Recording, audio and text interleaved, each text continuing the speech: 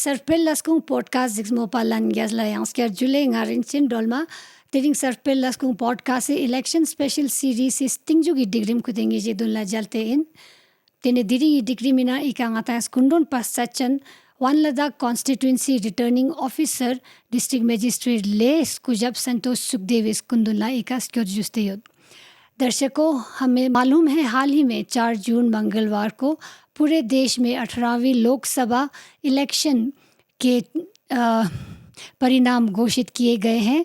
तो इसी प्रकार मोहम्मद हनीफा जान इंडिपेंडेंट कैंडिडेट 27,862 के मार्जिन से जीते हैं और आने वाले अगले 5 सालों में वो मेंबर पार्लियामेंट ऑफ लद्दाख के रूप में खड़े रहेंगे।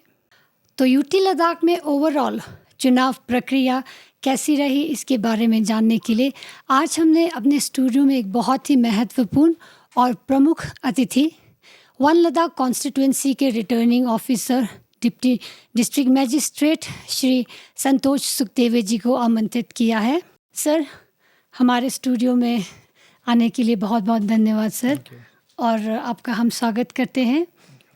सर, सबसे पहले मैं आपसे अनुरोध करूंगी कि हमारे दर्शकों को लद्दाख में जो लोकसभा इलेक्शन हुआ है सर, उसका जो समापन हुआ है वो कैसा रहा उसके बारे में बताएं सर, और उसमें मेन अट्रैक्शन क्या रहा सर, उसके बारे में आप सबसे साझा करें सर। जैसा कि आप जानते हैं हमारी जो पार्लियामेंट्री इलेक्शंस थे लोकसभा 2024 के, उसका कल हमने रिज़ल्ट अनाउंस किया है। इसकी प्रक्रिया जो है इलेक्शन अनाउंसमेंट से शुरू हुई थी। 16 मार्च को इलेक्शन कमीशन ऑफ इंडिया ने इलेक्शन अनाउंस किए थे। उसके बाद से अलग अलग फेजेस में हमारे पूरे हिंदुस्तान में इलेक्शंस हुए हैं। लद्दाख में 5th फेज़ में इलेक्शन रखा गया था, जिसमें कि हमारा नॉमिनेशन और सब कुछ करके 20 मई को हमारी वोटिंग थी, जो कि बहुत ही पीसफुली और अच्छे तरीके से कंप्लीट हुई थी। हमारे लेह का परसेंटेज भी इस बार इंक्रीज़ हुआ था। सिमिलरली करगिल में भी दोनों मिला के हमारा ऑलमोस्ट 72% के आसपास वोटिंग हुई थी और काफ़ी पीसफुल, हाईली पार्टिसिपेटिव, जहाँ पे लोगों ने अलग अलग एरियाज़ में पार्टिसिपेट किया इलेक्शंस में। तो बहुत ही अच्छी तरीके से इलेक्शंस कंप्लीट हुए थे और जो है कल हमने उसका कंक्लूजन के रूप में इलेक्शंस अनाउंस करके जो हमें रिटर्न करना होता है कैंडिडेट लोकसभा में, उसको हमने विनर डिक्लेयर करके सर्टिफिकेट इशू किया है। और उसके बाद जब पार्लियामेंट का सेशन होगा, जब वो लोग अपना ओथ जो भी लेना होता है वो लेंगे हमारी तरफ से। मेन अट्रैक्शन इसके रहे हैं हमारी तरफ से। लेह डिस्ट्रिक्ट में अगर मैं बात करूँ तो हमने यहाँ पे 75 पिंक पोलिंग स्टेशंस बनाए थे। एक PWD मैनेज पोलिंग स्टेशन था और साथ ही में जो हमारे बॉर्डर एरियाज़ के पोलिंग स्टेशन थे, जैसे डेमचौक हो गया, चुशूल हो गया, पेंगोंग एरियाज़ के कुछ पोलिंग स्टेशंस, आनले हो गया, तो वहाँ पे हमने मॉडल पोलिंग स्टेशंस बनाए थे। साथ ही में हमारा एक यूनिक पोलिंग स्टेशन टाइप था वार्षिक का, जहाँ पे सिर्फ 5 वोटर्स थे, उनके लिए भी सारे हमने अरेंजमेंट्स की थी। तो हमारी तरफ से जो है फुल प्रूफ अरेंजमेंट इस इलेक्शंस के लिए की गई थी, डिस्ट्रिक्ट एडमिनिस्ट्रेशन की तरफ से, हमारे सारे एम्प्लॉयज़ की तरफ से, सारे ऑफिसर्स की तरफ से। और इसी का रिजल्ट रहा है कि हमने बहुत ही पीसफुली ट्रांसपेरेंट वे में इस इलेक्शन को यहाँ पे कंक्लूड किया। सर, फिर आप क्या बोलेंगे इस इलेक्शन का महत्वपूर्ण सफलता की बात करें और चुनौतियों की भी बात करें तो वो क्या क्या रही है सर? लेह में पर्टिकुलर चुनौती हमारी डिस्टेंस की होती है, क्योंकि हमारे जो पोलिंग स्टेशन है बहुत ही फार फ्लंग एरियाज़ में है। स्पेशली अगर सिंगल आलोक की बात करूँ मैं, जिनचन या दिपलिंग पोलिंग स्टेशन, जहाँ पे अभी तक रोड कनेक्टिविटी नहीं है। साथ ही में हमारे न्योमा साइड के पोलिंग स्टेशंस हो गए, दुर्बुक हो गया, नुब्रा के पोलिंग स्टेशंस हो गए। तो डिस्टेंस हमारे लिए बहुत बड़ा चैलेंज है। दूसरा चैलेंज बड़ा है कि हमारे पोलिंग स्टेशन तो इस्टेब्लिश किए, बट वोटर उसमें बहुत कम है। तो जैसे अगर मैं जिनचन की बात करूँ, वहाँ पे 9 वोटर थे, लेकिन उनके लिए हमें पोलिंग पार्टी ऑलमोस्ट 11 लोगों की भेजनी पड़ी थी, इंक्लूडिंग माइक्रो ऑब्जर्वर। तो हेलीकॉप्टर से उनको भेजना पड़ा था। साथ ही में जो हमारे क्रिटिकल पोलिंग स्टेशंस थे, वहाँ पे क्योंकि फोर्स डिप्लॉयमेंट ज़्यादा होती है, उसका चैलेंज था। दूसरा हमारा नेटवर्क का चैलेंज होता है। हमें वेबकास्टिंग करनी थी 149 पोलिंग स्टेशंस की, तो वहाँ पे इंटरनेट कहीं पे नहीं था, तो हमने रिकॉर्डिंग डिवाइसेस हमें लगाने पड़े थे। और साथ ही में डेटा आने में भी थोड़ा सा देरी होती है जब भी नेटवर्क के इश्यूज़ होते हैं। बट हमारी तरफ से टेलीकम्युनिकेशन, सैटेलाइट फ़ोन्स और जो टेलीकॉम यहाँ पे डिपार्टमेंट है, उसकी तरफ से भी अरेंजमेंट की गई थी, so that real time information हमारे तक पहुँच पाए। तो मेनली ये चैलेंजेस थे। दूसरा लेह में मेन चैलेंज होता है कि वोटर पार्टिसिपेशन का। तो इस बार हमने बहुत सारे स्वीप कैंपेन्स किए थे, CO ऑफिस के थ्रू भी, हमारे ऑफिस के थ्रू भी। तो चाहे वो थांग हो, चुशुल हो, सिंगल आलोक पूरा एरिया हो, हमने इंश्योर किया कि एटलीस्ट विलेज या पंचायत लेवल पे जाके हमारी टीम अवेयर करे लोगों को, वोटिंग डे के बारे में बताए, उनके राइट्स के बारे में बताए, और साथ ही में जो इलेक्शन कमीशन की तरफ से अलग अलग फैसिलिटीज़ दी हुई है वोटर्स को, उसके बारे में हम अवगत कराए लोगों को। तो उसमें काफ़ी सफल हुई है हमारी टीम।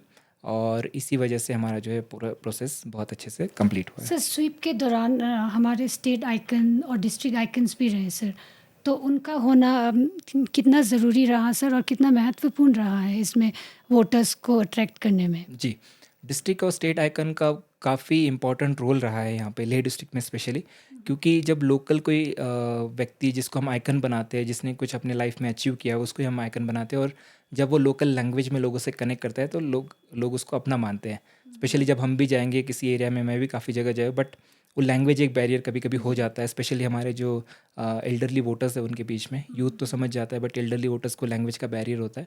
तो उसमें जो हमारे लोकल ऑफिसर्स भी, साथ ही में हमारे आइकन्स भी, उन्होंने काफ़ी अच्छा काम किया है इस मैसेज को पहुंचाने तक का। और स्टेट आइकन ने तो हमारे लिए स्पेशल गाना ही बनाया सी ऑफिस के थ्रू, लद्दाख के लिए और पूरे पार्लियामेंट्री कॉन्स्टिट्यूंसी के लिए। तो उसको भी हमने देखा है कि काफ़ी अच्छा इफेक्ट यूथ में भी रहा है, और साथ ही में जो हमारे रूरल पॉपुलेशन, रूरल इलेक्टर्स हैं हमारे, उनमें भी काफ़ी अच्छा इफेक्ट रहा है। सर लद्दाख को यूटी मिलने के बाद, लद्दाख जैसे केंद्र शासित प्रदेश बनने के बाद, ये पहला एमपी लोकसभा इलेक्शन रहा है सर। तो पहले लोकसभा या एमपी इलेक्शंस की तुलना में सर इस बार का वोटिंग परसेंटेज क्या रहा है सर, कैसा रहा है? जी, अगर मैं लास्ट इलेक्शन की बात करूँ, जनरल इलेक्शन 2019 की, तो लेह डिस्ट्रिक्ट में 62.48% हमारा वोटर टर्नआउट था, जो कि इस बार बढ़ के हमारा 67.14% तक बढ़ा है। तो ऑलमोस्ट 4.7% का इंक्रीज़ है लेह डिस्ट्रिक्ट में। पैरेलली कारगिल डिस्ट्रिक्ट में 2019 में जो वोटिंग परसेंटेज था वो 79.5 के आसपास था। इस बार थोड़ा कम हुआ, उनका 76.15% रहा है। तो ओवरऑल अगर पार्लियामेंट्री कॉन्स्टिट्यूंसी की मैं बात करूँ तो 72% के आसपास हमारा वोटिंग परसेंट रहा है लद्दाख पार्लियामेंट्री पहले से कॉन्स्टिट्यूंसी। बड़ा है सर। पहले से बड़ा है। जी सर, तो आपको कोई ख़ास वजह निजी तौर पे भी, अगर आप इन्वॉल्व रहे हैं एज एन आरओ, तो दिखता है कि कारगिल में वोटिंग परसेंटेज ले से ज़्यादा रही है सर, उसका कोई ख़ास वजह आपके मुझे ध्यान लगता में है हो? कारगिल में एक तो पॉपुलेशन कंसंट्रेशन वाला होता है, क्योंकि वहाँ पे जो एरिया और पॉपुलेशन कंसंट्रेशन बहुत ही सीमित जगह पे है, क्योंकि नैरो वैली है कारगिल डिस्ट्रिक्ट, मैंने वहाँ पे भी काम किया है। तो गांव बड़े हैं, एक पोलिंग स्टेशन पे वोटर्स ज़्यादा है। लेह डिस्ट्रिक्ट में मेन चैलेंज है डिस्टेंस का, क्योंकि बहुत सारे लोग समर के टाइम पे जो है लेह डिस्ट्रिक्ट में या लेह टाउन में अपने जॉब्स के लिए, अपने बच्चों की पढ़ाई के लिए शिफ्ट कर जाते हैं विलेजेस से। तो स्पेशली सिर्फ वोटिंग डे पे हम एक दिन के लिए क्या जाके वोट दे के आए, तो ये वाला मेंटालिटी रहता है। दूसरा, यहाँ से बहुत सारे बच्चे बाहर भी पढ़ने जाते हैं जो कि सिर्फ वोट देने के लिए नहीं आ पाते, because of higher fare of जो भी एयरप्लेन के, हाँ वो सारी चीज़ें हैं। तो उस वजह से मुझे लगता है लेह में कंसिस्टेंटली कम रहा है कारगिल के कंपैरिजन में अगर बात की जाए। बट अब आने वाले टाइम में इस बार हमने रिक्वेस्ट भी की थी, अगर कहीं पे 2-3 जगह हमने ट्रांसपोर्ट भी अरेंज किया था, सो दैट लोग अपने अपने विलेजेस में जाके वोट दे के आए। तो आने वाले टाइम में हम और मेटिकुलस प्लानिंग करके यहाँ के वोटिंग परसेंटेज को भी बढ़ा सकते हैं। सर, तो इस बार इलेक्शन में युवाओं का और पहली बार जो मतदान कर रहे थे सर, फर्स्ट वोटर्स का, उनकी भागीदारी, पार्टिसिपेशन कैसी रही है सर? इस बार अच्छी रही है। एग्जैक्ट डेटा अभी हमारे पास नहीं है, क्योंकि एज ग्रुप वाइज हमने नहीं निकाला था। वो इलेक्टेड डिटेल है, बट वोटिंग परसेंटेज वाला डिटेल नहीं आता है एज ग्रुप का। बट इस बार पार्टिसिपेशन अच्छा रहा है, और साथ ही में यूथ पे फोकस करके भी स्वीप कैंपेन को बहुत जगह हमने अरेंज किया था, चाहे बाइक रैलीज हो, क्रिकेट मैचेस हो, प्लेज हो हमारे मार्केट में, जो हमने अलग अलग लोगों को इन्वॉल्व करके किया हुआ है, कॉलेज को या यूनिवर्सिटी के बच्चों को।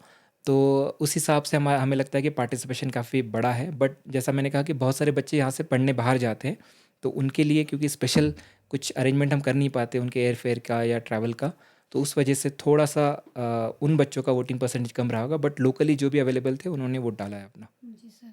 तो सर इलेक्शन एक बहुत ही बड़ा प्रोसेस होता है सर, और काफ़ी इसमें मेहनत भी जाती है एडमिनिस्ट्रेशन लेवल पे सर।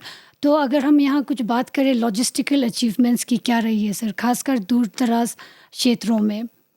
जी, लॉजिस्टिकल एक अरेंजमेंट बहुत बड़ा चैलेंज है लेह डिस्ट्रिक्ट के लिए, क्योंकि हमारा एरिया ऑलमोस्ट 45,000 स्क्वायर किलोमीटर है, और लद्दाख पार्लियामेंट्री कॉन्स्टिट्यूंसी सबसे बड़ी कॉन्स्टिट्यूंसी है पार्लियामेंट्री। उसके हिसाब से लेह में जो हमारे चैलेंजेस थे, स्पेशली एक तो जिनचन और दिपलिंग का मैंने जो पहले बताया कि वहाँ पे हमें एयरफोर्स और आर्मी के हेलीकॉप्टर्स की मदद लेनी पड़ी थी, क्योंकि वहाँ पे एक्सेस है नहीं अभी। दूसरा, हमारे सिंगलालो के एरिया में चूँकि इस बार नेरक वाला रास्ता खुल गया था, तो उस वजह से हमने उनको 2 दिन पहले ही भेजा था पोलिंग स्टेशंस में। और साथ ही में इस बार, क्योंकि पहले P-2 पे हम डिस्पैच करते थे, जैसे 20 को इलेक्शन है तो हम 18 को भेजते थे एक दिन पहले, बट इस बार हमने 19 को भेजा है मैक्सिमम पार्टीज़ को। तो सिर्फ 10 वो पोलिंग स्टेशन छोड़ के हमने सबको 19 को ही भेजा था। तो इसके लिए इस बार हमने काफ़ी मेटिकुलस प्लानिंग की थी, चाहे वो छोटी गाड़ियाँ हमने अरेंज की, ऑलमोस्ट 150 के आसपास हमने छोटी गाड़ियाँ अरेंज की थी, बसेस अरेंज की थी, सो दैट कंफर्टेबली हमारी जो पोलिंग पार्टीज है, सिक्योरिटी पर्सनल्स हैं, वो अपने अपने पोलिंग स्टेशन पे पहुंच जाए। दूसरा, जैसे नुब्रा में भी चैलेंज होता था, तो वहाँ पे भी एक जगह पे हमें, अगर हम बड़ी गाड़ी भेजते तो पोलिंग पार्टी को 2-2.5 घंटा चलना पड़ता, बट फिर हमने वहाँ पे ज़ाइलो टाइप छोटी गाड़ी भेजी, सो दैट सिर्फ 10-15-20 मिनट चल के वो अपने पोलिंग स्टेशन पे पहुँच पाए। तो सिमिलरली नुब्रा, न्योमा, दुरबुक साइड भी फार फ्लंग एरियाज़ में चैलेंजेस है, जहाँ पे वॉक करना पड़ता है पोलिंग पार्टीज़ को, बट थैंकफुली अभी हमारा कनेक्टिविटी काफ़ी इंप्रूव हुआ है लद्दाख में, रोड कनेक्टिविटी की अगर मैं बात करूँ तो ऑलमोस्ट माइनर 2-3-4-5 पोलिंग स्टेशन छोड़ के हर जगह पे हम गाड़ी हमारी भेज पाए इस बार। और जहाँ पे एक्सेस नहीं था वहाँ हेलीकॉप्टर से हमने पार्टीज भेजी थी, तो इस हिसाब से काफ़ी अच्छी तरीके से अरेंजमेंट था, और पोलिंग पार्टीज भी उस हिसाब से खुश थी। छोटा मोटा कुछ इंसिडेंट हुआ था उसको छोड़ के ऑलमोस्ट सारे लोग खुश थे इस बार के अरेंजमेंट को देख जैसे आपने अभी बताया कि पहले के हिसाब से इस बार का जो डिसीजन रहा था आपका पोलिंग पार्टीज़ को डिस्पैच करने का, 19 को ही आपने किया था, जो पहले एक दिन पहले करते थे, तो क्या ये डिसीजन पहले के हिसाब से ज़्यादा इफ़ेक्टिव रही है सर? हाँ, क्योंकि क्या था, हमें इंटरमीडिएट स्ट्रॉन्ग रूम बनाने थे, तो हमारे जहाँ जहाँ पोलिंग स्टेशन था, अगर हम 2 दिन पहले भेज रहे किसी पार्टी को और एक दिन बाद बुला रहे, तो हमें उस पोलिंग स्टेशन को इंटरमीडिएट स्ट्रॉन्ग रूम डिक्लेयर करना था, और वहाँ पे हमें एक्स्ट्रा सिक्योरिटी लगानी पड़ती थी, तो उस वजह से लॉजिस्टिकल चैलेंज और ज़्यादा बढ़ जाता। तो इसलिए हमने रोड इम्प्रूवमेंट को देखते हुए इस बार डिसाइड किया कि हम एक दिन पहले भेजेंगे। उसके लिए हमने सोचा था कि अर्ली मॉर्निंग हमारा 8-8:30 तक जो है फार फ्लंग एरियाज़ के सारे पार्टीज डिस्पैच हो गए थे, और बाय 4-4:35 तक हमारे सारे लोग पोलिंग स्टेशन पहुंच भी गए थे। तो सेग्रीगेटेड वे में हमने इस बार डिस्ट्रीब्यूट किया है मटेरियल, ईवीएम हो या साथ में जो हमारा मटेरियल जाता है, और बाकी जो नियर बाय पोलिंग स्टेशंस थे उनको हमने आफ्टरनून में डिस्पैच किया था, वो भी 4-5 बजे तक पहुंच गए थे।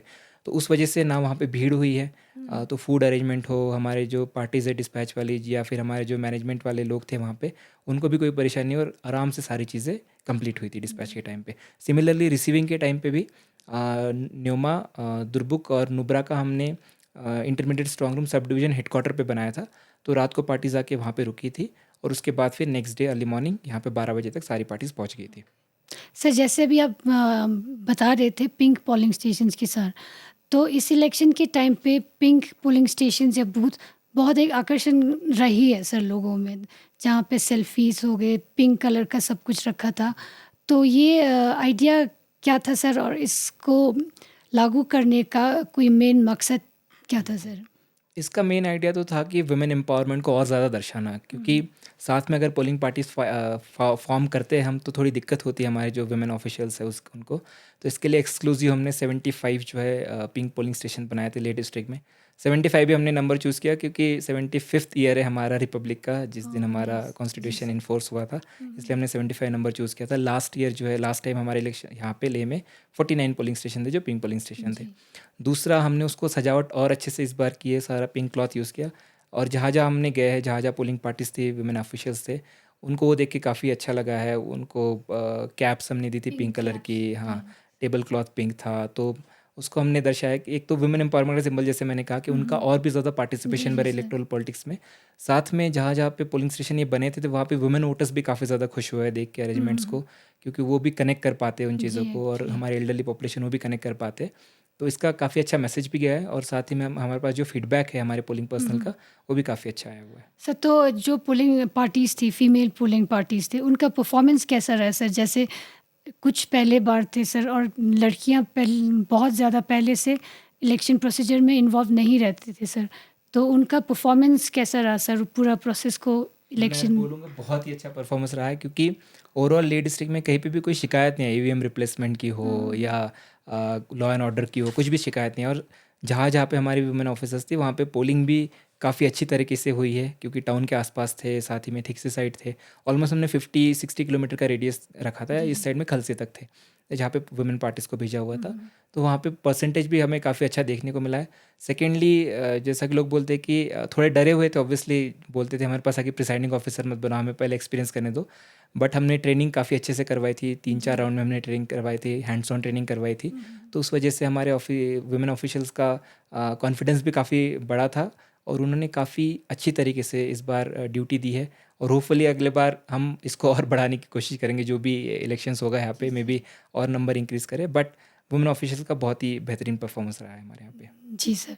सर इस दौरान सुरक्षा के प्रबंध कैसे रहे सर? कोई ऐसी वैसी दुर्घटना का कोई सामने आया हो या कुछ हुआ हो सर? जी। सिक्योरिटी अरेंजमेंट हमारे यूजुअली जब इलेक्शन अनाउंस हो जाता है उसके बाद से ही शुरू हो जाता है, क्योंकि model code of conduct enforce हो जाता है। तो हमें जो स्टैटिक सर्वेलेंस टीम्स हो, फ्लाइंग स्क्वाड टीम्स हो हमारी, उनको हम लगा देते हैं अलग अलग जगह पे, नाकों पे चेकिंग्स के लिए। तो तब से हमारा सिक्योरिटी अरेंजमेंट शुरू होता है। साथ ही में हम फ्लैग मार्चेस करते हैं जहाँ जहाँ पे हमें लगता है कि करने की ज़रूरत है डोमिनेशन के लिए, वो वाली भी चीज़ें हमने की है। बट ओवरऑल जिस दिन पोलिंग डे पे सबसे इंपॉर्टेंट रहता है उस दिन कोई इंसिडेंट हुआ है कि नहीं हुआ है, साथ ही में काउंटिंग डे पे। तो दोनों दिन हमारे बहुत ही एकदम टोटली फ्री रहे वायलेंस से हो, लॉ ऑनर इश्यूज से हो, कहीं पे भी कोई इशू नहीं रहा। बहुत ही स्मूथली और बहुत ही अच्छी तरीके से वोटिंग भी कंप्लीट हुई और साथ में काउंटिंग भी कंप्लीट हुई है। तो सिक्योरिटी अरेंजमेंट वाइज, क्योंकि यहाँ पे सीएपीएफ डिप्लॉयमेंट था, हमारे जो क्रिटिकल पोलिंग स्टेशन थे वहाँ पे कंपलसरी हमें सीएपीएफ लगाने थे। हमारे ऑलमोस्ट 87 पोलिंग स्टेशन थे जहाँ पे कहीं कहीं वोटर्स ज़्यादा था, कहीं कहीं पे किसी एक पर्टिकुलर पार्टी को ज़्यादा परसेंटेज वोट मिला था। तो उन सारी जगहों पे हमारा सीएपीएफ डिप्लॉयमेंट था।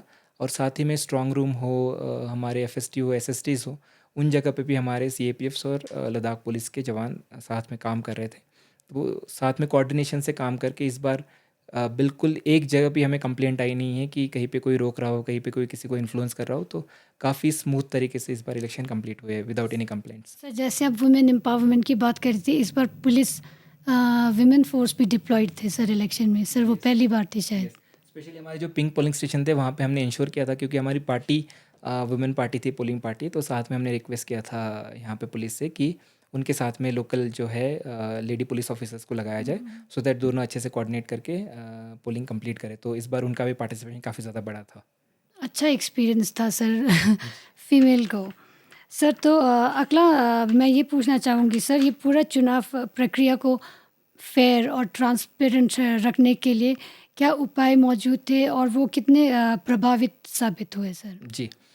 फ्री एंड ट्रांसपेरेंट चुनाव करवाना कमीशन की क्लियर कट डायरेक्शन है कि बिल्कुल कोई भी वोटर या फिर कोई भी political party, government in power किसी भी चीज़ को इन्फ्लुएंस ना कर पाए।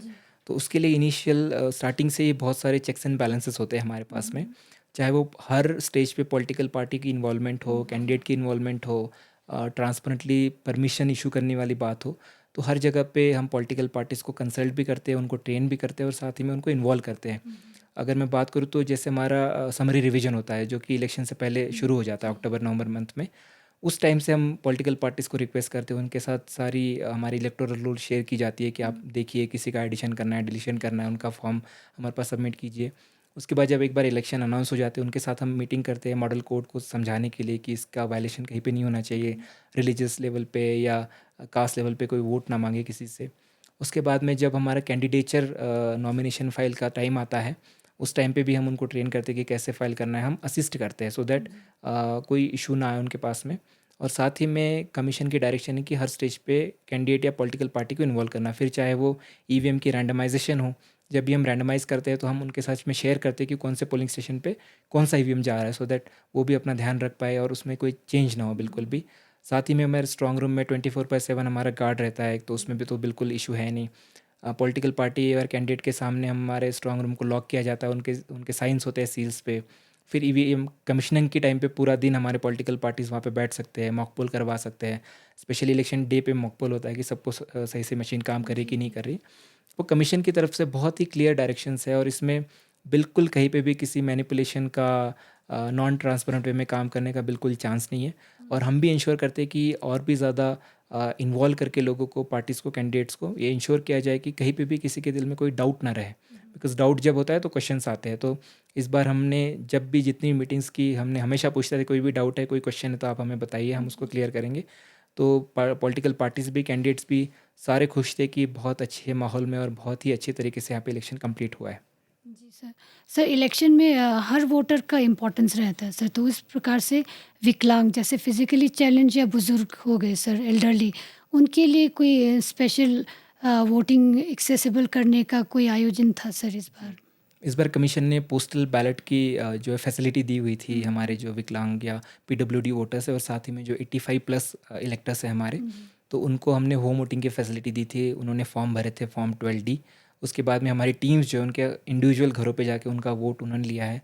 तो स्पेशली कोई हमारे पास काफ़ी अच्छे मैसेज आए, कोई 104 साल पुराने हमारे बुज़ुर्ग इलेक्टर थे, उन्होंने काफ़ी अप्रिशिएट किया इस प्रोसेस को, इलेक्शन कमीशन ऑफ इंडिया को, हमारी टीम्स को। तो ऑलमोस्ट कोई 270 टू 80 के आसपास दोनों की अगर मैं टोटल करूँ, तो हमारे पास एब्सेंटी वोटर्स जो है होम वोटिंग की फैसिलिटी लेके उन्होंने वोट दिया है। साथ ही में जो हमारे जो पोलिंग स्टेशंस है उनको एक्सेसिबल भी रखा हुआ है, रैंप है हर जगह पे, वाटर की फैसिलिटी है, वहाँ पे हमने वॉलंटियर्स भी रखे थे जो भी अगर किसी को असिस्ट करने की ज़रूरत है। तो उस हिसाब से एल्डरली और हमारे पीडब्ल्यूडी वोटर्स के लिए इलेक्शन कमीशन ने काफ़ी ज़्यादा सहूलियत दे के रखी हुई है इस बार। और हमारी तरफ से भी था कि अगर किसी को कुछ भी चीज़ों की ज़रूरत है हमें पूछ सकते हैं। दूसरा, इलेक्शन कमीशन की तरफ से एक सक्षम ऐप भी था जिसमें लोग रिक्वेस्ट कर सकते थे कहीं पे व्हील चेयर के लिए, स्ट्रेचर के लिए, सो दैट वो पोलिंग स्टेशन पे आके वोट दे। तो उस हिसाब से जो है काफ़ी हर पोलिंग स्टेशन पे हमने तैयारी करके रखी थी। और साथ ही में जो होम वोटिंग की फैसिलिटी थी वो इस बार लोगों ने काफ़ी अच्छे से फ़ायदा उठाया उस चीज़ का। और आने वाले टाइम में क्योंकि और पॉपुलराइज होगा तो लोग और बेनिफिट उठाएंगे। जी सर। तो जैसे हम जानते हैं सर, कल रिजल्ट्स निकले हैं, परिणाम आ गए हैं सर। तो काउंटिंग जो प्रोसेस था सर, उसके प्रबंध कैसे की गई थी, और वहाँ पे कोई चुनौती रही आपको या कैसे थी सर? जी। जैसे आप जानते हो काउंटिंग डे पे थोड़ा सा हल्ला गुल्ला होता है क्योंकि लास्ट डे होता है और जिन्होंने इतनी मेहनत की होती है पूरे इलेक्शन प्रोसेस में उनको रिजल्ट की आशंका ये रहती है, होप रहता है कि कोई जीत के आए। तो काउंटिंग डे पे हमारा अरेंजमेंट काफ़ी फुल प्रूफ होता है, वहाँ पे वायर मेश लगाए जाते हैं सो दैट कोई अंदर ना आए। साथ ही में हमारा 3 टियर सिक्योरिटी सिस्टम होता है, किसी का फ़ोन अलाउड नहीं होता इनसाइड द काउंटिंग हॉल। दूसरा, ऑब्जर्वर जो होते हैं काउंटिंग ऑब्जर्वर, उनके प्रेजेंस में सारी चीज़ें करनी होती हैं हमको। तो हमारी तरफ से जो है ईवीएम काउंटिंग के लिए 14 टेबल्स हमने लगाए थे और साथ ही में जो है पोस्टल बैलेट या ईटीपीबीएस काउंटिंग के लिए 14 टेबल्स लगाए थे स्कैनिंग के लिए, प्री काउंटिंग के लिए। उसमें हमने माइक्रो ऑब्जर्वर रखे हुए थे हर टेबल पे, काउंटिंग सुपरवाइज़र होते हैं और काउंटिंग असिस्टेंट होते हैं जो कि गैजेटेड ऑफिसर होते हैं सुपरवाइजर्स, और उनके साथ में हम असिस्टेंट एक लगाते हैं। तो और साथ ही में जो हमारे कैंडिडेट्स हैं उनका हर किसी का एक इलेक्शन एजेंट एक टेबल पे होता है। तो 14 टेबल पे एक एक एजेंट सबका था, तो 3-3 42 एजेंट्स उनकी तरफ से थे। और काफ़ी जल्दी हमारी काउंटिंग ख़त्म हुई है। कल हमने 2 बजे तक सारी ईवीएम की काउंटिंग ख़त्म कर दी थी। और साथ ही में जो है पोस्टल बैलेट वगैरह सारा मिला के ऑलमोस्ट 4 के आसपास हमारा पूरा प्रोसेस जो है लेह में और पूरे लद्दाख पार्लियामेंट्री कॉन्स्टिट्यूंसी में कंप्लीट हो गया था। और कैंडिडेट्स, विनिंग कैंडिडेट हो या बाकी जितने पार्टिसिपेट करने वाले पॉलिटिकल पार्टीज़, वो सारे खुश थे। हमने साथ ही में उनके लिए पानी हो, फूड हो, लंच सबके लिए अरेंजमेंट करके रखा था सो दैट किसी को कोई इशू ना आए। और हमने इस बार फर्स्ट टाइम जो है काउंटिंग एजेंट्स की ट्रेनिंग भी करवाई थी कि उनको क्या चेक करना है, सो दैट और ट्रांसपेरेंट वे में की जाए कि सील चेक करना है उनको, टोटल चेक करना है, फॉर्म 17C के साथ मैच करना है। तो उस हिसाब से वो भी काफ़ी ज़्यादा अवेयर थे बिकॉज ऑफ आवर ट्रेनिंग। और उस वजह से हमारा काउंटिंग जो है काफ़ी जल्दी ख़त्म हुआ और काफ़ी अच्छी तरीके से ख़त्म हुआ। उसमें भी किसी ने कोई शोर नहीं किया, किसी ने कोई डाउट रेज़ नहीं किया। सर, तो इस चुनाव में कोई प्रमुख सीख रही हो सर एडमिनिस्ट्रेशन को, जो आने वाले चुनावों में हम उस पे काम कर सके, ऐसा कुछ सर? एक तो है कि हम और अच्छी तरीके से स्वीप कैंपेन और वोटर अवेयरनेस का काम कर सकते हैं स्पेशली लेह डिस्ट्रिक्ट में, क्योंकि मैं चाहता था 70% हमारा पोलिंग इस बार क्रॉस हो या 75% तक जाए, बट वो नहीं हो पाया क्योंकि हमने काफ़ी इंक्रीज़ किया है 4.7%, बट फिर भी हम चाहते थे कि 75% तक हम पहुँचे इस बार वोटिंग परसेंटेज में। तो उस पर हम काम कर सकते हैं, विलेज लेवल में हो या पंचायत लेवल पे अलग अलग जगह पे जाके। साथ ही में हम ये भी कोशिश कर सकते हैं ट्रांसपोर्टेशन अरेंज करने का, सो दैट जो भी फार फ्लंग एरिया में रहता है उन लोग को हम वोटिंग डे पे हम लेके जाए और नेक्स्ट डे उनको वापस ले आए अगर वो खुद अफोर्ड नहीं कर सकते, या फिर सिर्फ एक दिन के लिए जाना उनके लिए टाइम ज़ाया करने जैसा हो जाता है, क्योंकि उसी हिसाब से लोग सोचते हैं। तो वो एक उस पर काम करने की ज़रूरत है। दूसरा, क्योंकि हम अब intermediate strong room sub division level पे बनाते हैं तो वहाँ पे और अच्छी फैसिलिटी हम हमारे पोलिंग स्टाफ को दे सकते हैं। एक जगह में थोड़ा सा इशू आया था क्योंकि वहाँ पे ज़्यादा स्पेस था नहीं लोगों के अरेंजमेंट करने के लिए, तो उसको और बेटर तरीके से हम प्लान कर सकते हैं सो दैट और कोई दिक्कत ना आए। बाकी हमारे जितने भी स्टाफ था, जितने भी ऑफिसर्स थे इन्वॉल्व इलेक्शन प्रोसेस में, उन्होंने बहुत अच्छे से काम किया है। और मुझे लगता है उनको मोटिवेटेड रखना, उनको अच्छी तरीके से ट्रेनिंग देना, क्योंकि इस बार ईवीएम काउंटिंग के टाइम पे एक भी ईवीएम में हमारा इशू नहीं आया। हमारे 298 पोलिंग स्टेशन एक भी जगह कोई इशू नहीं आया था। तो मुझे लगता है कि जितना भी हम बेटर ट्रेन करें, हैंड्स ऑन ट्रेनिंग करें, प्रैक्टिस करवाएं और उनको मोटिवेटेड रखें स्टाफ को। जैसे हमने देखा होगा, मैंने अभी रिसेंटली ऑर्डर किया था कि टीएडीए जितने भी हमारे ऑफिशियल्स थे उनको सबको मिलना चाहिए इमीडिएटली, उनको कोई देरी नहीं होनी चाहिए। और साथ ही में हमने जो ऑनरेरियम देना था वो भी हमने इमीडिएटली दे के रखा था। तो स्टाफ को मोटिवेटेड रखना, उनको ट्रेन रखना पूरे प्रोसेस को जो है बहुत ही स्मूथ बनाता है और काफ़ी अच्छी तरीके से कंप्लीट करने में मदद करता है। सर और लद्दाख तो वैसे भी अगर चुनाव का टाइम थोड़ा विंटर के आसपास आए तो sir that would be more challenging. और ये इसलिए जो इलेक्शन कमीशन जब भी इलेक्शन चुनाव करता है हमारा स्पेशली मई या अप्रैल एंडिंग में रखा जाता है, क्योंकि समर्स होते हैं, सारे लोग यहाँ पे आते हैं, उनको भी पता है, स्पेशली पहाड़ों पे और जहाँ पे बर्फ़ होती है, इसलिए समर्स में रखे जाते हैं। और लोकसभा चुनाव का क्योंकि साइकिल इस तरह से बना हुआ है कि समर्स में ही हमेशा चुनाव होते हैं, क्योंकि 5 साल का टर्म तभी ख़त्म होता है, तो उस हिसाब से हमारा समर्स में ही रहेगा। तो बट इस बार जैसे कमीशन भी कल परसों प्रेस कॉन्फ्रेंस में कह रहे थे कि जिस हिसाब से तैयारियां हुई है, जिस हिसाब से पूरी एडमिनिस्ट्रेटिव मशीनरी काम किया है पूरे अक्रॉस दी कंट्री, बहुत ही काबिल तारीफ़ है। और इस बार ऑलमोस्ट 40-60 देशों में चुनाव हो रहे हैं इंटरनेशनली, तो उसमें इंडिया का चुनाव जो है ऑलमोस्ट 960 मिलियन वोटर्स, 96 करोड़ के वोटर के आसपास थे हमारे, और 66 मिलियन के आसपास लोगों ने वोट किया। तो इतनी बड़े लेवल पे कहीं पे एक्सरसाइज होती नहीं है, वो यहाँ पे हिंदुस्तान में होती है। तो उसके लिए कमीशन की डायरेक्शंस, हमारे सीईओ ऑफिस वाले हो या फिर पूरे एडमिनिस्ट्रेटिव मशीनरी हो, सबको क्रेडिट जाता है। स्पेशली जो हमारे बूथ लेवल से लेके हमारे पोलिंग पार्टीज़, हमारे ट्रेनर्स, हमारे नोडल ऑफिसर्स, उनको भी सारा क्रेडिट जाता है। सो दैट क्योंकि उन्होंने काफ़ी ज़्यादा हार्ड वर्क करके, कमिटमेंट दिखा के इलेक्शंस को कंप्लीट करवाया है। सर एक लद्दाख को अगर एक डिस्ट्रिक्ट के हिसाब से देखें और अब एक केंद्र शासित प्रदेश के हिसाब से देखें तो इसकी तुलना में इस बार जो एक्सरसाइज रही है सर इलेक्शन का वो कैसा रहा है सर एज ए डिस्ट्रिक्ट के कंपैरिजन में?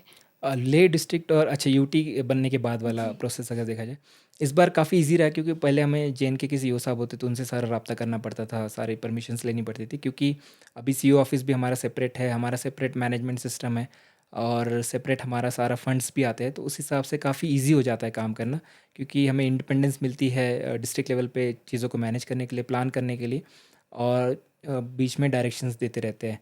तो उस हिसाब से काफ़ी इजी रहा इस बार प्लान करना, क्योंकि यहाँ पे सारी एडमिनिस्ट्रेटिव मशीनरी हमारे साथ काम कर रही थी। और जब भी इलेक्शंस अनाउंस होते हैं तो ऊपर से लेके नीचे तक सबको एक ही सुर में elections free, fair and transparent करने के पीछे लगे रहते हैं। तो उस हिसाब से काफ़ी मदद मिली, और काफ़ी ईज़ हुआ है एडमिनिस्ट्रेशन के लिए इसको कंप्लीट कराने में। जी सर। सर टेक्नोलॉजी की अगर हम बात करें तो इस बार के इलेक्शन में जैसे आप बोल रहे थे कई जगहों पे हमने सीसीटीवी कैमरेस लगाए थे पोलिंग स्टेशंस पर, तो टेक्नोलॉजिकल इंटरवेंशंस क्या रही है सर इस बार इलेक्शन प्रोसेस में? जी, टेक्नोलॉजिकल इंटरवेंशन में कमीशन से भी काफ़ी ज़्यादा चीज़ इस बार की गई है, चाहे वो अलग अलग ऐप्स हो, सी विजिल को लेके हो, सक्षम ऐप हो, हमारा इनकोर हो, सुविधा पोर्टल हो, कमीशन ने बहुत सारी फैसिलिटीज़ इस बार दिए के रखी थी। दूसरा हमारी तरफ से जो पैम्प सॉफ्टवेयर एक था पंजाब का, हमने यहाँ पे इम्प्लीमेंट किया था लद्दाख पार्लियामेंट्री काउंसिल, तो उसमें वोटर रिपोर्टिंग काफ़ी इजी हुई थी हमारे लिए। किसी को बार बार फ़ोन करना, किसी को पूछने की ज़रूरत नहीं पड़ती, क्योंकि वो खुद डेटा एंट्री कर रहे थे। और साथ ही में जो है हमारा वेबकास्टिंग का आपने बोला, तो ऑलमोस्ट हमने 149 पोलिंग स्टेशन में वेबकास्टिंग की थी। और साथ ही में क्योंकि इंटरनेट कवरेज काफ़ी इम्प्रूव हुआ है लद्दाख में, तो उस वजह से भी हमें ज़्यादा दिक्कत का सामना नहीं करना पड़ा था। बट साथ ही में जो है हम कुछ एक्स्ट्रा नहीं कर पाते विदाउट अप्रूवल ऑफ कमीशन। तो क्योंकि जितना भी कमीशन की डायरेक्शन उस हिसाब से हमें काम करना पड़ता है इलेक्शंस में। आने वाले टाइम में और भी इम्प्रूवमेंट आएगी इसमें, आई एम होपफुल, कमीशन की तरफ से भी आएगी, और लोकल इनिशिएटिव भी लेते जाएंगे, सो दैट टेक्नोलॉजिकल जिस तरह से एडवांसेस बाकी फील्ड में हुए, उस तरह से इलेक्टोरल प्रोसेस में भी उसका एडवांटेज होना चाहिए।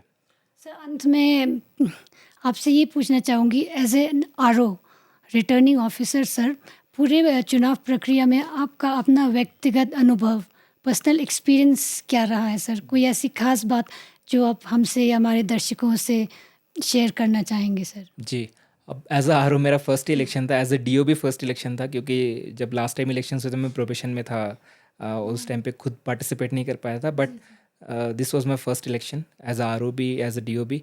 तो इलेक्टोरल प्लानिंग में भी बहुत सारी चीज़ें पढ़नी पड़ती है, सो दैट कोई गलती ना हो, बिल्कुल भी जो भी लेटेस्ट इंस्ट्रक्शन उनको पढ़ना पड़ता है। साथ ही में सबसे बड़ी लर्निंग तो मेरी रहेगी कि जितने भी हमारे ऑफिसर्स एंगेज्ड होते हैं, ऑफिशियल्स, बीएलओ से लेके बूथ लेवल ऑफिसर हो, हमारा हमारा पोलिंग स्टाफ हो, ट्रेनर्स हो, वो सारे बहुत ही डेडिकेटली, बहुत ही हार्ड वर्क के साथ काम करते हैं, और उनके बिना इसको सक्सेसफुली कंप्लीट करना बिल्कुल पॉसिबल भी नहीं होता। एग्जैक्टली, तो टीम वर्क के बिना कोई भी चीज़ पॉसिबल नहीं है। लीडरशिप कितनी भी अच्छी हो, बुरी हो, बट टीम अगर अच्छी रही तो सारी चीज़ें कंक्लूजन जो है बहुत अच्छे से हो जाता है हमारा।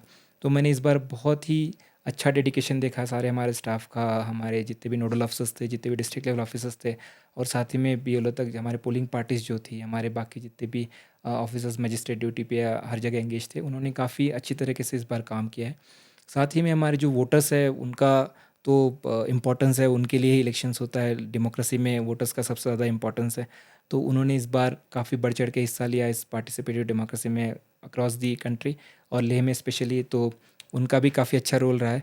पर्सनली सीखने के लिए रहता है कि मुझे लगा कि हार्ड वर्क बहुत ज़्यादा ज़रूरी है। जी बहुत सर। बार हम देखते हैं कि गवर्नमेंट सर्विसेज में हम एक बार आ जाते हैं तो लोग पढ़ना और वो सारी चीज़ें बंद कर देते हैं, लेकिन इलेक्शंस में बहुत ज़्यादा मेहनत करनी पड़ती है। बट एज अ टीम जो है, हमारी टीम ने बहुत अच्छे से काम किया है, हमारे यहाँ के वोटर्स ने बहुत अच्छे से काम किया है। उसी वजह से जो है हम पूरे प्रोसेस को बहुत ही सक्सेसफुली और बहुत ही अच्छी तरह से कंप्लीट कर पाए। सर, आपके अनुभव पे आधारित जो आप एक मैसेज देना चाहेंगे हमारे वोटर्स को, क्योंकि इलेक्शन इस बार इलेक्शन हुए तो इलेक्शन ख़त्म नहीं हुए सर, अभी अगले इलेक्शंस और आएंगे, तो एक मैसेज जो आप देना चाहेंगे हमारे वोटर्स को, हमारे दर्शकों को सर। जी। वोटर्स सब जानते हैं वैसे तो, बट मेरी तरफ से एक मैसेज रहेगा कि हिंदुस्तान जो एक डेमोक्रेसी है, और डेमोक्रेसी में इलेक्शंस का, फ्री फेयर ट्रांसपेरेंट इलेक्शंस का बहुत ही इंपॉर्टेंट रोल रहता है, और free fair transparent election complete करने में वोटर्स का सबसे ज़्यादा रोल रहता है। अगर वोटर्स अपनी तरह से इन्वॉल्व रहेंगे, अपनी तरह से विजिलेंट रहेंगे, तो हम इसको और भी ज़्यादा रोबस्ट बना सकते हैं। तो मेरी आप लोगों से एक ही गुजारिश रहेगी, स्पेशली मैं लेह डिस्ट्रिक्ट के हमारे वोटर्स से, इलेक्टर्स से और जनरली पॉपुलेशन से अपील करना चाहूँगा कि आने वाले इलेक्शंस में इलेक्टोरल रोल से लेके, जब भी हम एडिशन, डिलीशन, शिफ्टिंग, हमारा एसएसआर रिवीजन होता है, चाहे हमारा अलग अलग पोर्टल्स होते हैं, हमारे कंप्लेंट रिड्रेसल मैकेनिज्म होता है, उन सब का फ़ायदा उठाइए। और डेमोक्रेसी को स्ट्रेंथन बनाने में आप लोग जितना ज़्यादा सहयोग करेंगे, आप लोग जितने ज़्यादा एक्टिव रहेंगे, विजिलेंट रहेंगे, उतना ज़्यादा हमारा जो है डेमोक्रेसी रोबस्ट रहेगा हिंदुस्तान का। और साथ ही में उसका सारे लोगों को, सारे अवाम को, चाहे वो गरीब तबका हो, चाहे हमारे दूर दराज में रहने वाले लोग हो, चाहे हमारी महिलाएं हो, सबको उसका फ़ायदा होगा। तो आने वाले टाइम में आपसे अपील रहेगी कि बढ़ चढ़ के करके इसमें हिस्सा लें, और नेक्स्ट इलेक्शन में होपफुली हम 75% का जो टारगेट जो है अचीव कर पाएंगे वोटिंग परसेंटेज का। तो आपके लीडरशिप में जो ये सक्सेसफुली संपन्न हुए sir election, Lok Sabha election 18th जो हमारा, इवन जो फर्स्ट हमारा यूटी लद्दाख का लोकसभा इलेक्शन, तो आपको हम धन्यवाद देना चाहेंगे सर। आपके लीडरशिप में बहुत सराहनीय काम हुआ है sir, thank you so much. और हमारे प्रोग्राम में कीमती समय निकाल के अब आए हमारे इस पॉडकास्ट के प्रोग्राम में, बहुत बहुत धन्यवाद sir. Thank you, thank you धन्यवाद, सर। Thank you. चुले।